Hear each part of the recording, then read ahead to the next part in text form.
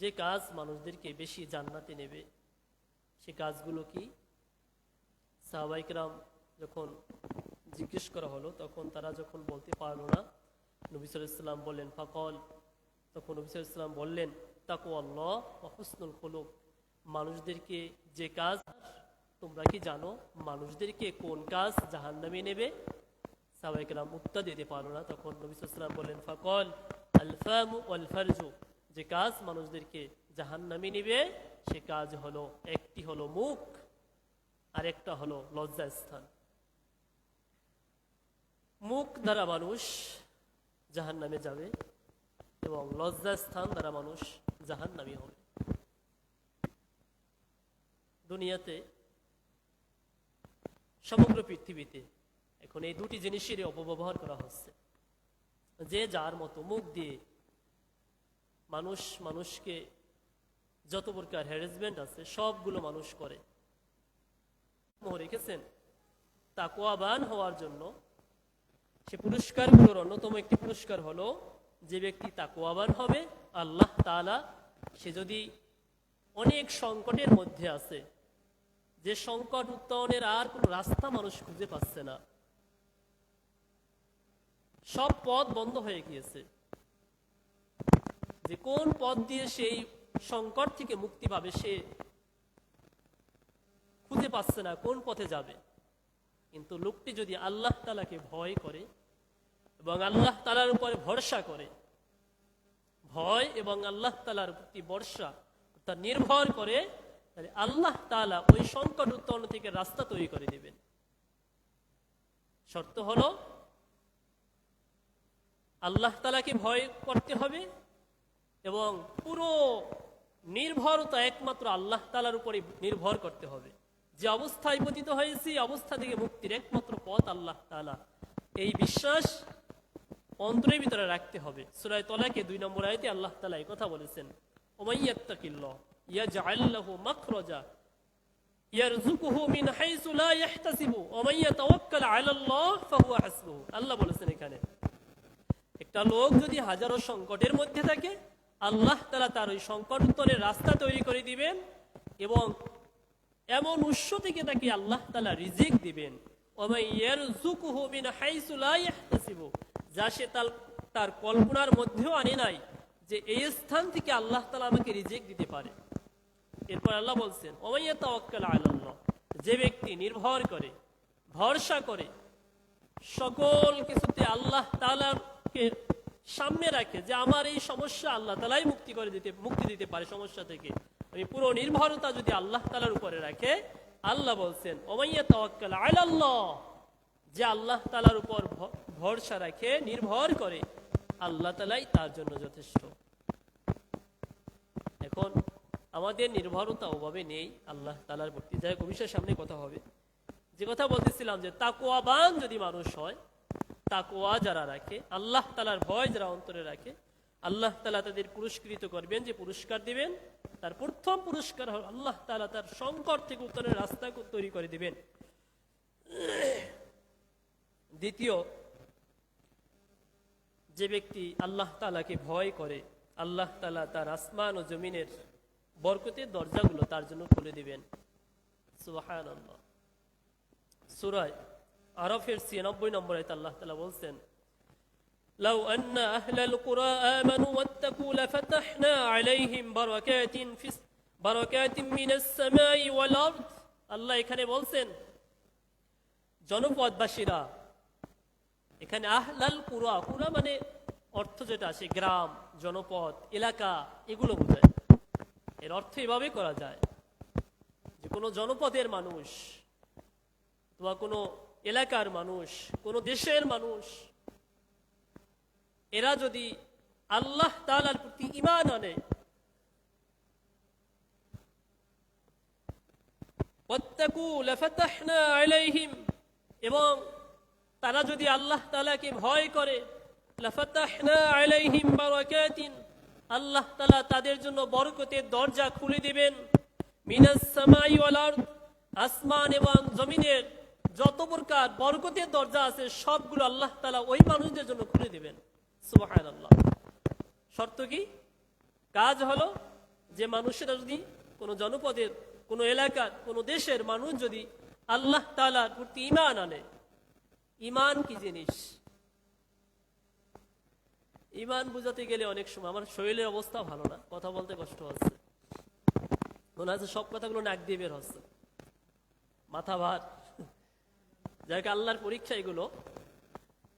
এখন এখানে আল্লাহ তাআলা অত্র আয়াতের মধ্যে বলছেন, সূরা আরাফের ৯৬ নম্বর আয়াত, যে কোনো জনপদের মানুষ যদি ঈমান আনে, প্রথমে ঈমান, দ্বিতীয় আল্লাহ বলেছেন যে তারা যদি আল্লাহ তাআলাকে ভয় করে।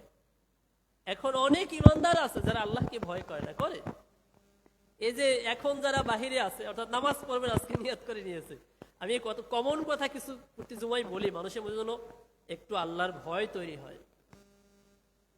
এখন যারা আসবে না, নিশ্চয় সে ঈমানদার পরিচয় দিচ্ছে, তার কাছে গিয়ে যদি জিজ্ঞেস করা হয় যে বলো তো আল্লাহ কোথায় আছে, এই পৃথিবী কে সৃষ্টি করেছে, ওর মুখ থেকে একটা কথা বের হবে, আল্লাহ সৃষ্টি করেছে। যদি বলা হয় যে না অমুকে বানাইছে, এটা ধরে মারি শুরু করবে, তার মধ্যে ঈমান আছে। কিন্তু ঈমানের মাত্রা এমন যে ওই ঈমান ঠেলে তাকে মসজিদে আনতে পারছে না। তার ঈমানের মাত্রা এমন যে ঈমানের তাজাল্লিতে সে মসজিদে আসতে পারছে না, এমন তাজাল্লি তার অন্তরের ভিতরে তৈরি হয়নি।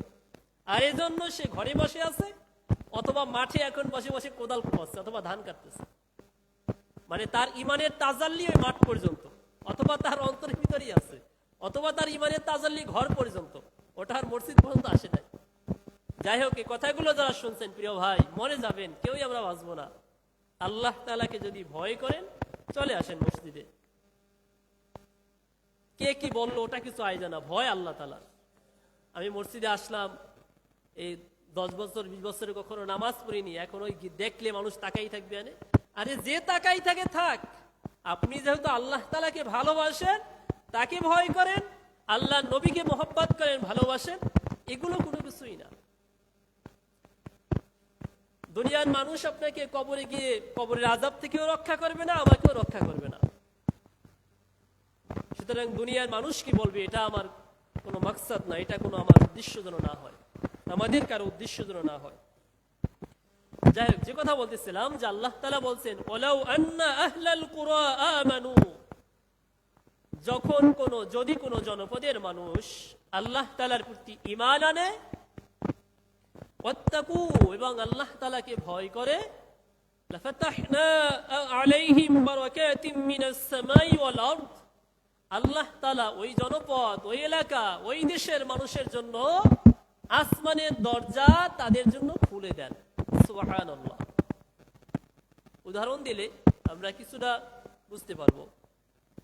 এই যে আমাদের সম্মুখে একটা উদাহরণ রয়েছে, সেটা হলো আফগানিস্তান। যেই জনপদের মানুষ ছিল জুলুম নির্যাতনের শিকার, আফগানিস্তানে আজকে যারা ক্ষমতায়, তারা বেশি দিন আসছে ক্ষমতায় তা কিন্তু নয়, কিন্তু তারা কিন্তু তাদের চারপাশে যে রাষ্ট্রগুলো রয়েছে, যেভাবে হোক, পাকিস্তান তার পাশের রাষ্ট্র, আরো যারা বড় বড় রাষ্ট্র, সবাই তাদের প্রতি অবরোধ দিয়ে রেখেছে। কিন্তু ওই আফগানিস্তানের অর্থনৈতিক অবস্থা কিন্তু দিনে দিনে ভালো হচ্ছে। ওরা আল্লাহ তাআলার প্রতি নির্ভর করে, ভরসা রাখে, ওরা গণতন্ত্রের জন্য লাফায় না। আমাদের দেশে কিছু পাগল দল আছে, ইসলামিক দল, যারা গণতন্ত্র নিয়ে মুখে ফেনা তুলতেছে। যে দলগুলো এখন ঐক্যবদ্ধ হয়েছে, এই সব দলগুলো যদি এক হয়ে তারা যদি এই গণতন্ত্রের পিছনে না লাফিয়ে বরং কোরআনের আইন চাই এই স্লোগান নিয়ে মাঠে নামে, এবং এই গণতন্ত্র কোনো কিছু দরকার নাই। কি জুলাই একটা সনদ বানাইছে অশ্বডিম্ব, সেটা এখন এক দ্বন্দ্ব তৈরি হয়েছে। কেউ বিক্ষোভ করতেছে, কেউ বলতেছে না ওটা আমাদের মন মতো হয় নাই। সর্বশেষ দেশটা কি হবে আল্লাহ তাআলাই ভালো জানে। কে ইসলামিক দল কি নন ইসলামিক দল, সবাই যার যার স্বার্থের জন্য, মানে ক্ষমতা লাগবে। আর কোন পদ্ধতিতে ক্ষমতা লাগবে? ইসলামিক দলেরও গণতান্ত্রিক পদ্ধতিতে লাগবে, আর ওই যে যারা ইসলামিক দলের বাইরে তাদেরও গণতান্ত্রিক পদ্ধতিতে ক্ষমতা লাগবে। তাহলে কাকে আমি ভালো বলবো? এখানে আমাদের ইসলামিক কাউকে ভালো দেখি না। কেন? গণতন্ত্র কুফরি মতবাদ, ওই মতবাদ যে ধারণ করে ক্ষমতায় যেতে চায়, সে কোনোদিনও ইসলামিক রাষ্ট্র কায়েম করতে পারবে না। এখন হয়তো সে বলতে পারে যে আমি ওরা একটু চুরি বেশি করে, আমি কম করবো, আমি চুরি করব না, এটা বলতে পারে। ও নেপোটিজম বেশি করেছে, আমি একটু কম করব, মানে স্বজন প্রীতি। আমি আমার দলের লোক সব ঢুকাবো না একেবারে পুলিশের মধ্যে, অন্য অন্য দলে তা ঢুকাবো। তবে যারা ক্ষমতার জন্য লাফাচ্ছে, এদের ইতিহাসগুলো খুব আর কি দেখলে ভালো মনে হয়, বলতেছি এখানে যে কি অবস্থা তারা করেছে সেটা দেখা গেছে ইতিপূর্বে। মানে চাকরি বাকরির ক্ষেত্রে স্বজন প্রীতি যা আছে এই দলগুলো সবাই করে, ইসলামিক দল অন ইসলামিক দল সবাই, যোগ্যতার কোন এদের কাছে মাপকাঠি নেই। কোন কথা থেকে এখানে আসলাম যে আল্লাহ তাআলার প্রতি যারা ঈমান আনে এবং আল্লাহ তাআলাকে যারা ভয় করে, আল্লাহ তাআলা ওই জনপথের মানুষের জন্য রিজিকের ধার খুলে দেবেন, বরকতের দরজাগুলো খুলে দেবেন। আসমান এবং জমিনের যে বরকতের দরজাগুলো রয়েছে সেগুলো আল্লাহ তাআলা ওই জনপদের জন্য খুলে দেবেন। শর্ত হলো ঈমান আনা এবং আল্লাহ তাআলাকে ভয় করা। তাকওয়ার অন্যতম আরেকটা পুরস্কার হলো আল্লাহ তাআলা, আল্লাহকে যারা ভয় করে আল্লাহ তাআলা তাদের জীবন পথ চলাকে সহজ করে দিবেন। শর্ত হলো আল্লাহ তাআলার ভয়। সূরা তালাকে 4 নম্বর আয়াতে আল্লাহ বলছেন, ওমাইয়াত্তাকিল্লাহ ইয়াজআল লাহু মিন আমরিহি ইউসরা। আল্লাহ তাআলাকে যারা ভয় করে আল্লাহ তাআলা তার সকল ধরনের কাজ, যে কাজে সে আটকে পড়েছে, অর্থাৎ ওখান থেকে সে আর জট খুলতে পারছে না, তার যে কাজ, ওই কাজ তার দ্বারা সামনে আগানো সম্ভব নয়। কিন্তু যদি আল্লাহ তাআলার প্রতি ভরসা থেকে আল্লাহ তাআলাকে যদি ভয় করে, আল্লাহ তাআলা তার ওই কাজকে সহজ করে দিবেন। শর্ত হলো আল্লাহ তাআলার ভয়। এরপরে আল্লাহ তাআলা তাকওয়াবান মানুষের জন্য যে আরেক পুরস্কার দিবেন তা হলো আল্লাহ তাআলা কে যারা ভয় করবে আল্লাহ তাআলা তাদের সাথে থাকবেন। সূরা বাকারার 194 নম্বর আয়াতে আল্লাহ বলছেন, ওয়াত্তাকুল্লাহ ওয়া'লামু আন্নাল্লাহা মা'আল মুত্তাকিন। ওয়াত্তাকুল্লাহ, তোমরা আল্লাহ তাআলাকে ভয় করো, ওয়া'লামু, আর জেনে রাখো তুমি যে আল্লাহ তাআলাকে ভয় করেছো, ওয়া'লামু, জেনে রাখো ওই যে আল্লাহকে ভয় করেছো, আন্নাল্লাহা মা'আল মুত্তাকিন, তুমি ভয় করার কারণে আল্লাহ তাআলা তোমার সাথে আছেন। সুবহানাল্লাহ। তাহলে সকল ক্ষেত্রে সকল কাজে কাকে ভয় করব? আল্লাহ তাআলাকে। এখন আমাদের মধ্যে আল্লাহ তাআলার ভয় কতটুকু আছে? যে লোক জমির আইল খেলে ওর মধ্যে আল্লাহর ভয় আছে? আল্লাহর ভয় নেই। ও যদি জানতো যে আমি যে জমির এই হাতের 1 বিঘা পরিমাণও যদি আইল ঠেলি তাহলে 7 তবক জমিন আমার গলায় জড়িয়ে দেওয়া হবে সেদিন, এটা যদি ও ভাবতো তাহলে জমির আইল আর ঠেলতো না। আমি মাঝে মাঝে ইচ্ছাকৃত ভাবে, আর আমার হাঁটার জায়গাগুলো মাঠঘাট, আমি ইচ্ছা করে মাঠে মাঠে হাঁটি, আইলে আইলে হাঁটি। কিছু আইল আছে এভাবে, মানে ওই যে সাপ যেমন হাঁটে ওই বেকাতার আইল, ও আইল কি বেকাতারা? জমির আইল তো সোজা থাকে, হয় তেরে তেরে হয়, না হলে সোজা হয়। কিন্তু এইভাবে সাপের মতো, মানে কোদাল দিয়ে কাটতেছে একটা বারের জন্য মাথায় ভাবতেছে না যে আইল জমির আইলটা বেকা আছে, সোজা করে নেই। অথবা আমার জমি আমি যেখানে 5 কাঠা খাচ্ছি কেন 6 কাঠা হয়ে গেছে, এটা একটু আমি একটু কমাই নি, আশপাশে যারা আছে ওগুলাকে সমন্বয় করে একটুই করে নেই, মানে খাচ্ছি তো খাচ্ছি। কেউ আবার লিস্টে লিস, ভাই লিস্ট নেন কিন্তু বন্ধক নিয়েন না, বন্ধকের ভিতরে কিছু সমস্যা আছে। এই কথা বলতে গেলে আমি আগেও বলেছি, আজকে আবার বলতেছি, আল্লাহ তাআলার ভয় যেহেতু কথা বলতেছি, তাকওয়া। যারা বন্ধক রাখি জমিগুলো, জমি বন্ধকের ক্ষেত্রে আমাদের একটু সতর্ক হতে হবে। জমি বন্ধক মানে হলো, আপনি একটু উদাহরণ দিয়ে বলি, আপনি ধরেন ওই কোনো জমিতি অথবা সমিতি যেখান থেকে টাকা নিচ্ছেন, টাকা নেওয়ার পরে আপনি ওই টাকাটাকে নির্ধারিত হারে তো দিচ্ছেন, সাথে বেশি দিচ্ছেন না, বেশি দিতে হচ্ছে না, ওই বেশি দেওয়াটা কি? বেশি দেওয়াটাই হলো সুদ। এখন আপনি জমি বন্ধক নিয়েছেন, মানে যার কাছ থেকে নিয়েছেন সেটা বিপদে পড়েছে, তার জমি আপনার কাছে রেখে দলিল টলিল যা আছে টাকা পয়সা দিয়ে যাবো হোক, নির্ধারিত টাকা অ্যামাউন্ট করলো, ওই টাকাটা নিয়েছে, সে আপনার কাছে জমিটা দিয়েছে আমানত। এটা কি বলেন? জমিটা দিয়েছে কি? আমানত।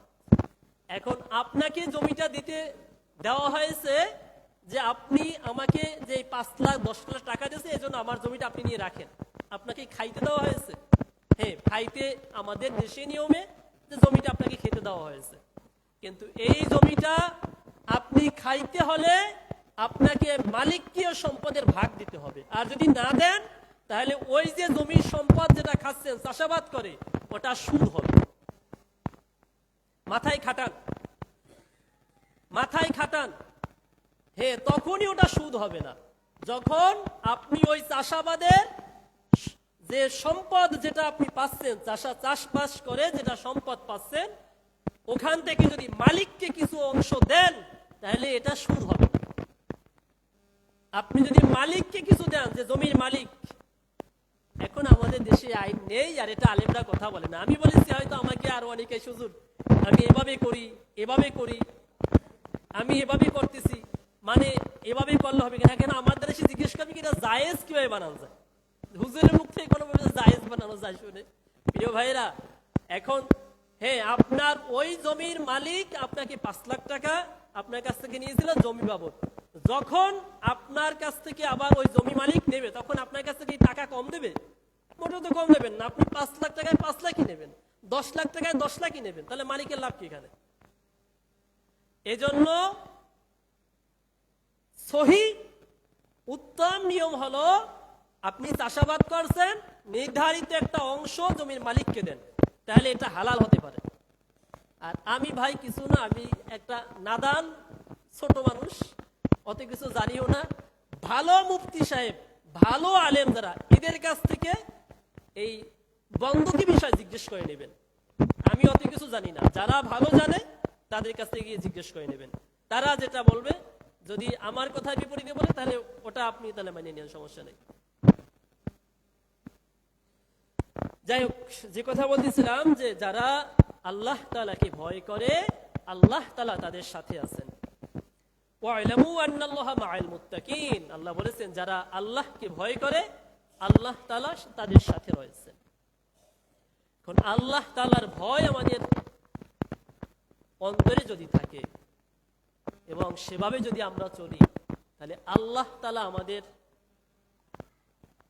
সাথে তো থাকবেনই, এবং মরার পরেও ওই ভয় আমাদের হৃদয় থাকার কারণে আল্লাহ তাআলা আমাদেরকে জান্নাত দান করবে। ঘটনাকে আমি একটা ঘটনা বলি, বুখারীর হাদিস, এটাও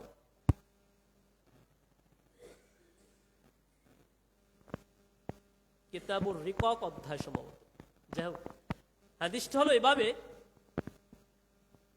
বনী ইসরাইলের কোন এক যুগের এক ব্যক্তি, সে তার মৃত্যু মুহূর্তে মরে যাচ্ছিল, মরে যাবে, মরার আগে তার পরিবারের কাছে ওসিয়ত করতেছিল। ওসিয়তটা হলো, আমি এর আগেও সম্ভবত ঘটনা বলেছি, ওসিয়ত করতেছিল যে আমি যখন মরে যাব, আমি মরে যাবার পরে, আমি যেহেতু আল্লাহর ভয় নিয়ে কথা বলতেছি, আমি মরে যাওয়ার পরে আমার লাশটা তোমরা আগুনে পোড়াবা। বুখারীর হাদিস, সম্ভবত বনী ইসরাইলের যুগের হবে, যে আমি যখন মরে যাব, মরে যাবার পরে তোমরা আমার লাশটা আগুনে পোড়াবা। আগুনে পোড়ানোর পরে আমার লাশের কিছু অংশ তোমরা বাতাসে উড়িয়ে দেবা, প্রবল বাতাস, ওই বাতাসে উড়িয়ে দেবা। ছাই পুরি যখন ছাই হয়ে যাব, ওই ছাইয়ের কিছু অংশ তোমরা বাতাসে উড়িয়ে দেবা, আর কিছু অংশ পানিতে মিশিয়ে দেবা, যাতে আমি মরে যাবার পরে আবার আর খুঁজে না পাওয়া যায়। এই জন্য উনি এই কথা বলেছে। তার মনে এই সমস্যাটা কেন তৈরি হলো, যে আমি মরে যাবার পরে পরিবারের কাছে, লোকজনের কাছে বলছে যে এই কাজটা করবা।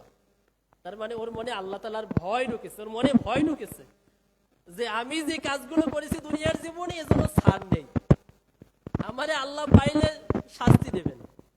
এজন্য এই কাজগুলো করছে। আচ্ছা আপনাদেরই বলি, একটা মানুষ যদি পুড়ে ছাই হয়ে যায় তারে কি আল্লাহ ধরতে পারবে না? তার মৃত্যুর পরে তার আপনজন সন্তানেরা, পরিবার যারা ছিল, তারা এভাবে তার লাশটা পুরালো, পুড়িয়ে আগুনে আর বাতাসে আর পানিতে মিশিয়ে দিল। একটা পর্যায়ে যখন আল্লাহ তাআলা তার এই কাজটা যখন করা হলো, তখন আল্লাহ তাআলা পানিকে আদেশ করলো, পানি তোমার অংশ এক করো। আর বাতাসকে আল্লাহ তাআলা বললেন, তোমার অংশ জমা করো। দুই অংশ জমা করার পরে জিজ্ঞেস করা হলো, আচ্ছা তুমি যে তোমার পরিবারের কাছে এই কথা বলেছিলে যে আমার লাশ আগুনে পুড়িয়ে বাতাসে আর পানিতে মিশিয়ে, তুমি কেন বলেছিলে? তখন সে বলতেছে যে আল্লাহ, দুনিয়াতে আমি এমন কোনো অপকর্ম নাই যেটা আমি করি নাই। আমি তোমার ভয়ে কথা বলেছি যে আমাকে তোমরা আগুনে পুড়িয়ে বাতাস এবং পানিতে মিশিয়ে দিবে, এই জন্য যেন আমাকে আল্লাহ তাআলা খুঁজে না পায়। আমি তোমার ভয়ে কাজ করেছি। আল্লাহ তাআলা তখন বললেন, তোমার যে অপরাধের জন্য তুমি এই কাজ করতে বলেছো, তোমাকে ক্ষমা করে দেওয়া হলো। আমি এটা বুঝাতে চেয়েছি যে আল্লাহ তাআলার ভয়, আমাদের যদি আল্লাহ তাআলার ভয় থাকে তাহলে আল্লাহ তাআলা আমাদেরকে ক্ষমা করে দিবেন, আল্লাহ তাআলা আমাদেরকে জান্নাত দান করবেন। এখন আমাদের আল্লাহ তাআলার ভয় কতটুকু আছে সেটাই হলো মূল বিষয়। আল্লাহ তাআলার ভয় যদি থাকতো তাহলে জুমার মসজিদে আজান হওয়ার সাথে সাথে আমরা মসজিদে চলে আসতাম। মসজিদগুলোর অবস্থা এভাবে হবে কেন? আশপাশের মানুষ তো যদি আসে তাহলে মসজিদ লোক সামাল দেওয়া যাবে না, রাস্তাঘাটেও দাঁড়াতে হবে যদি সবাই আসে। তার মানে ওনার অন্তরটা এমন হয়ে গেছে যে আর মরার কথা, মৃত্যুর কথা, মৃত্যু পরবর্তী যে জীবন আছে একটা কবরের কথা তার মনে নেই। সেই দুনিয়ার জীবনকে চিরস্থায়ী মনে করে নিয়েছে। আমরা সবাই মরে যাব, এটাই বাস্তব কথা, কিন্তু মরার কথা মনে নেই। আর এই জন্য নবী সাল্লাল্লাহু আলাইহি ওয়াসাল্লাম বলেছেন, তোমরা মরার আগে মরো এবং মৃত্যুর কথা বেশি বেশি স্মরণ করো। কয়জন আমরা মৃত্যুর কথা স্মরণ করি? আশপাশে তো অনেকগুলো কবর আছে, কবরের পাশ দিয়ে যাই, একটা বারের জন্য মনে পোষা দেয় না যে এই কবরে যে ব্যক্তি শুয়ে আছে উনিও আমার চেয়ে অনেক শক্তিশালী ছিল, অনেক অর্থ সম্পদশালী মানুষ ছিল, সেও আজকের কবরে। এটা আমাদের মনে আসে না। আমরা আল্লাহকে চিনি না, আর যে ব্যক্তি আল্লাহকে চিনে না আল্লাহও তাকে চিনে না। এজন্য আপনি আপনার সন্তানকে, আপনার পরিবারকে আপনি আল্লাহর সাথে পরিচয় করিয়ে দেন। আল্লাহর সাথে পরিচয় করানো মানে হলো আল্লাহ তাআলা যা বলেছেন সেগুলো পালন করা, সেগুলো পরিবারের লোকদের মধ্যেও পালন করতে বাধ্য করা।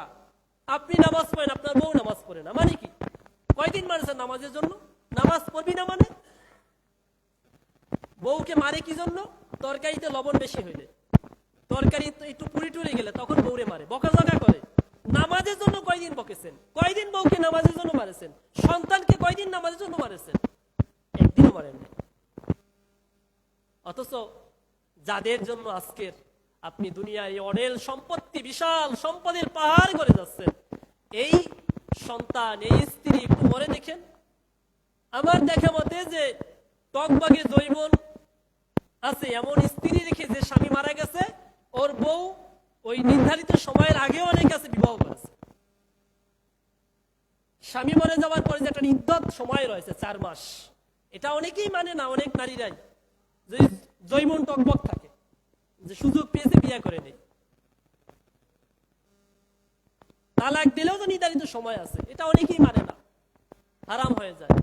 এখন আপনি মরে যাবার পরে আপনার সন্তান, আপনার স্ত্রী সেই সম্পদ দিয়ে টানাটানি ভাগাভাগি শুরু করবে। এমনও তো দেখা যায় যে অনেকের সম্পদ দুনিয়ায় রেখে গেছে, সন্তানরা ওই লাশ দাফন করতে দিচ্ছে না, আগে ভাগ বাটোয়ারা কর না। যদি বাপকে লাশকে দাপন করা হয়, বাবার লাশকে দাপন করা হয়, তাহলে তুই আমার সম্পত্তি দিবি না। মানুষ জানুক যে আগে সম্পত্তি ভাগ বাটোয়ারা হবে, তারপর লাশ দাপন হবে। অর্থাৎ দুনিয়ায় এই ঘটনাগুলো এখন অহরহ দেখা যাচ্ছে। পরবর্তীকে যারা দেখেন প্রায় সময় দেখা যায় যে বাবার লাশ দাপন করতে সন্তানেরা বাধা দিচ্ছে। কি জন্য? যে সম্পত্তির ভাগ ওই বড় ভাই সব খেয়ে ফেলেছে, অথবা যে ভাই গায়ে টাকা পয়সা অর্থ সম্পদে সে অনেক শক্তিশালী, সে সব নিয়ে নিয়েছে, বোনদের কোনো অধিকার দেয় নাই। মরবেন না? মরার চিন্তা আমাদের কারণে অনেকে আছে ইয়াতিমের সম্পদ খায়, অথচ আল্লাহ বলেছেন যারা ইয়াতিমের সম্পদ খায় অন্যায় ভাবে, তারা যেন নিজেদের পেটকে আগুন দ্বারা ভরপুর করলো। আল্লাহর ভয় আছে? ইয়াতিমের সম্পদ খায়। বাপ মারা গেছে, চাচা জীবিত আছে, চাচা করলো কি? সব গ্রাস করে নিল। তোরা তো ছোট ছোট, সমস্যা নাই, আমার ভাই মরে গেছে, আমি দেখবানে। ওই দেখবানে করে 2 বছর 3 বছর খানা পিনা দেওয়ার পরে আর খবর থাকে না, চাচা সব চিনেই নিয়েছে। ওই চাচা যদি নামাজিও হয়, হাজি হয়, গাজী হয়, মসজিদের সাথে যদি তার অন্তরটা জুড়াইয়াও রাখে, ঠ্যাং যদি মসজিদের সাথে বেঁধে রাখে, ও জান্নাতে যাবে না। যে ইয়াতিমের সম্পদ লুটি পুটি খায়। কারণ আল্লাহর কোরআনের আয়াত বলেছে ইয়াকুলুনা ফি বুতুনিহিম নার, যারা খায় আগুন দ্বারা নিজেদের পেটকে ভরপুর করলো। সাবধান। এজন্য মনের হক কেন আপনি নষ্ট করবেন? আপনাকে নষ্ট করার অধিকার কে দিয়েছে? অনেকে আছে, অনেক বাপই আছে ছেলের নামে লিখে দেয়, মেয়েদের নামে কিছুই দেয় না।